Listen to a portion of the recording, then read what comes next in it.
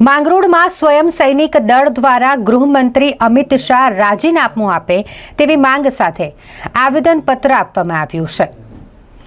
સંસદમાં ગૃહમંત્રી અમિત શાહ દ્વારા ડોક્ટર બાબા સાહેબ આંબેડકરને લઈને જે ટિપ્પણી કરવામાં આવી તેનો વિરોધ દેશભરમાં થઈ રહ્યો છે।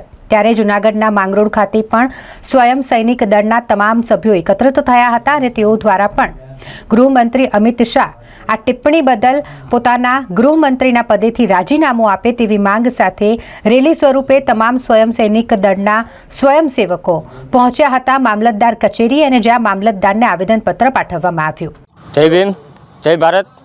આજે અમે એસએસડી સ્વયં સૈનિક દળના માધ્યમથી માંગરોળની અંદર મામલતદાર સાહેબને જે આપણે ગૃહમંત્રી અમિત શાહે જે વાણીવિલાસની અંદર ડૉક્ટર બાબા સાહેબ આંબેડકરનું અપમાન કરવામાં આવ્યું તેના રાજીનામા બાબત અમે અહીંયા કડકમાં કડક એમની ઉપર કાર્યવાહી થાય એને રાજ્યપદ ઉપરથી રાજીનામું આપવા ઉપર અમે એ માટે અમે અહીંયા મામલતદાર સાહેબને આવેદનપત્ર આપી અને વિરોધ પ્રદર્શન કર્યું।